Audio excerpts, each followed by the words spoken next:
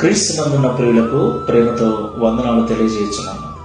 మే నెల 11వ తేదీ 2025.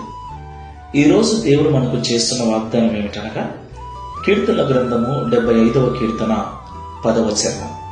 భక్తిహీనుల కొమ్ములన్నిటినీ నేను విరగగొట్టెదను, నీతిమంతుల కొమ్ములు హెచ్చింపబడును. ఆమేన్.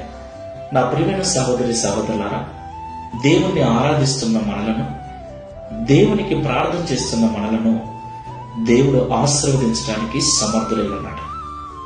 ఈరోజు తక్కువ స్థితిలో ఉన్న వారిని ఎక్కువ స్థితిలోనికి, ఇరుకులో ఉన్న వారిని అనేకులను విశాలతలోనికి నడిపించిన దేవుడై ఉన్నాడు. దేవునికి మహిమ కలుగుగాక. అయితే మనలో చాలా మంది స్థిరపరచబడిన తర్వాత, ప్రార్థనలకు జవాబు పొందుకున్న తర్వాత దేవుని మీద ఉన్న భక్తిని విడిచిపెట్టి దేవునికి దూరం అయిపోతున్నారు, భక్తిహీనులుగా మారుతున్నారు. వారికి వచ్చిన ఉద్యోగాన్ని బట్టి, కలిగి ఉన్న స్థితిని బట్టి వారు గర్విస్తూ ఉన్నారు. నా ప్రియులారా, ప్రభు అంటున్నాడు, ఎవరైతే వారి స్థితిని బట్టి గర్విస్తూ అతిశయిస్తూ భక్తిహీనులుగా మారి ఉన్నారో, వారి గర్వానికి అతిశయానికి కారణమైన కొమ్ములన్నిటినీ విరగొట్టేస్తాను అంటున్నాడు. అవును ప్రియులారా, మనం ఏ స్థితిలో ఉన్న దేవుణ్ణి ఎప్పుడు మర్చిపోకూడదు. దేవుని మీద మనకున్న భక్తి మరింత పెరగాలి, కానీ ఎప్పుడూ తరిగిపోకూడదు. ఈ మాటలుంటున్న ప్రియ సహోదరి సహోదరుడా, ఎలా ఉంది నీ స్థితి? కొంచెంలో ఉన్నప్పుడు వినయము విధేయత, ఇప్పుడు ఉన్నతమైన స్థితిలో విశాలతలోనికి వెళ్ళిన తర్వాత వినయము లోపించింది కదా, ప్రార్థనా జీవితము తగ్గిపోయింది కదా, దేవుని సన్నిధికి ఆసక్తిగా వెళ్ళలేకపోతున్నావు కదా. అది నీ స్థితిని బట్టేమో, నువ్వు కలిగి ఉన్నటువంటి ఉద్యోగాన్ని బట్టేమో. జాగ్రత్త, ప్రభు అంటున్నాడు, నీ కొమ్ములను విరిచి వేస్తాను అని. ఇప్పుడే దేవుని సన్నిధిలో మోకరించు.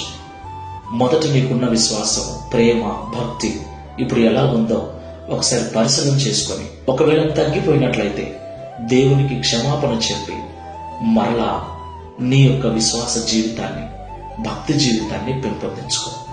ప్రార్థన చేసుకుందాం. ప్రేమ స్వరూపుడ, పరిశుద్ధుడా, మీకు వందనాలు చెల్లిస్తున్నాము తండ్రి.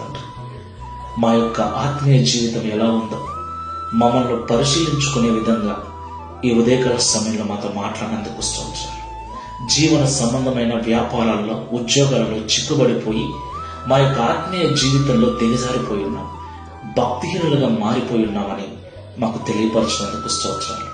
ఈ ప్రార్థనలో ఏకీవిస్తున్న వారిలో ఎవరైతే అలాంటి భయంకరమైన భక్తిహీనతలో ఉన్నారో వారందరూ తిరిగి భక్తిలో పునరుద్ధరించబడటకు సహాయం చేయమని, తద్వారా మేము హెచ్చించబడినట్లు కృప చూపి ఈ వాగ్దానమును మా అందరి జీవితంలో నెరవేర్చమని యేసు నామములో ప్రార్థిస్తున్నాము తండ్రి.